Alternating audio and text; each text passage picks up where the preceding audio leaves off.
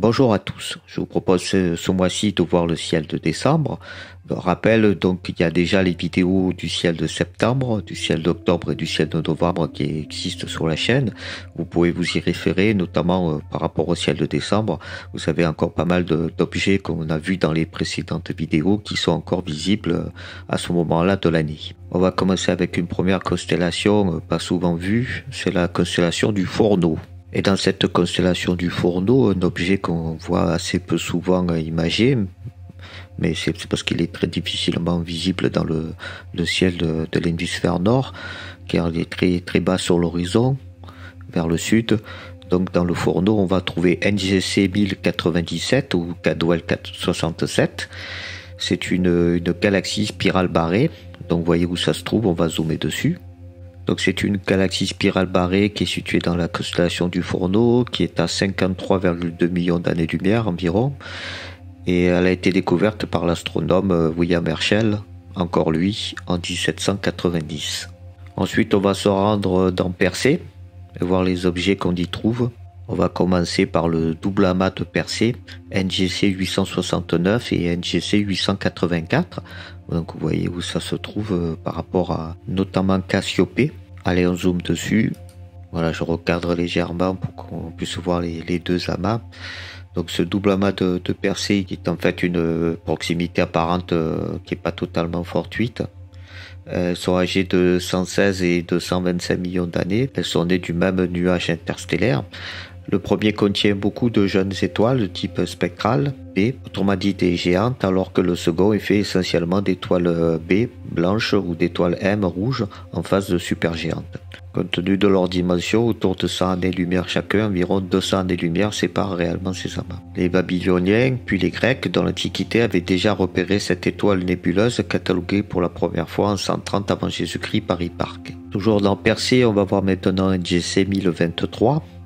Qui est une galaxie lenticulaire. Vous voyez où ça se trouve, on va zoomer dessus. Donc NGC 1023, galaxie lenticulaire, rapprochée et située dans la constellation de Persée. Sa vitesse par rapport au fond diffus cosmologique nous permet de situer à environ 20,8 millions d'années-lumière de notre galaxie. Et NGC 1023 a été découvert par William Herschel, encore une fois, en 1786. Ensuite, on va voir un objet qui est plus compliqué à obtenir, parce que par rapport à sa taille, on va voir notamment que dans le télescope 150-750 que j'utilise ici, c'est indétectable. C'est NGC 1275, et on va zoomer dessus. Vous voyez qu'effectivement, là, par rapport à notre capteur, c'est compliqué d'avoir quelque chose. On estime à environ 246 millions d'années-lumière à sa distance, et c'est toujours donc William Herschel qui en 1786 l'a découvert. Pour finir avec Persée, on va aller voir M76 ou NGC 650. Donc vous voyez où ça se trouve, on va zoomer dessus.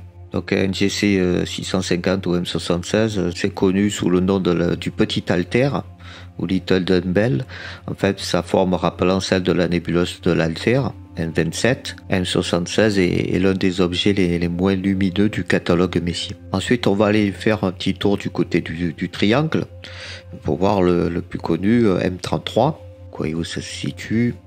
On va zoomer dessus. Donc M33 ou la galaxie du triangle est une galaxie spirale de type SA. C'est sans doute satellite de la galaxie d'Andromède. Sa distance au Soleil est assez mal connue. Les mesures actuelles parlent d'environ 2,38 millions d'années-lumière à 3,07 millions d'années-lumière. C'est la troisième galaxie la plus massive du groupe local après la galaxie d'Andromède et la Voie lactée.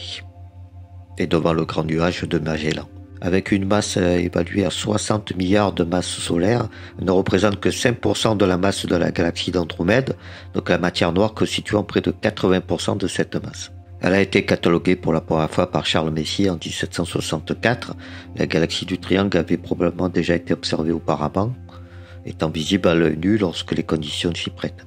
Voilà, c'est tout pour les objets de ce mois-ci, mais donc si vous êtes un peu en manque et que vous trouvez qu'il n'y a pas suffisamment de choses à voir, vous pouvez déjà vous diriger vers les objets qui vont apparaître au mois de janvier, parce que bien entendu, ils sont déjà présents dans le ciel, et même très haut dans le zénith, mais on va les privilégier pour le mois suivant, et vous pouvez bien entendu vous diriger vers les objets qu'on a déjà vus précédemment, comme Andromède qui est encore tout à fait présent. Et donc dans les objets futurs dont on va parler le mois prochain, les deux stars sont la nébuleuse d'Orion, qu'on va trouver bien entendu dans la constellation d'Orion, et les Pléiades qu'on va trouver dans le Taureau. Vous voyez ici effectivement que le Taureau et Orion sont quand même déjà bien haut dans le ciel dans cette période de l'année au mois de décembre. La nébuleuse d'Orion et les Pléiades sont deux objets qu'on ne présente plus, mais on va quand même les voir rapidement pour voir ce qu'ils pouvaient déjà faire dès le mois de décembre. Donc Orion, la nébuleuse, on le trouve ici. Si vous zoomez un peu, vous voyez que c'est en dessous du bouclier d'Orion, les trois étoiles alignées comme ça. Et que vous voyez, même sans trop zoomer, on voit déjà cette tache bien apparente. Donc c'est visible à l'œil nu. Et donc si je zoome dessus, voilà donc la fameuse nébuleuse d'Orion. Un objet pas si facile que ça à imager, mais qui va vous donner quand même rapidement des résultats sans trop de pause. Et donc c'est assez spectaculaire à voir. Et donc pour finir, dans le Taureau, donc là aussi un objet qui est vraiment très facile à voir à l'œil nu. On les voit très bien se lever et parcourir le ciel au cours d'une nuit. Donc c'est les Pléiades qu'on voit ici en petit. On va zoomer un petit peu pour voir un peu mieux. Si je zoome carrément, donc on les reconnaît assez facilement pour ce groupe d'étoiles. Et au niveau de la photographie, on va pouvoir faire ressortir les nébulosités bleues qui sont autour, et ça va nous permettre d'avoir un objet vraiment très visuel, très joli à imager. Mais donc ça, on en parlera le mois prochain. En attendant, je vous dis à bientôt sur Juste Mise au Point.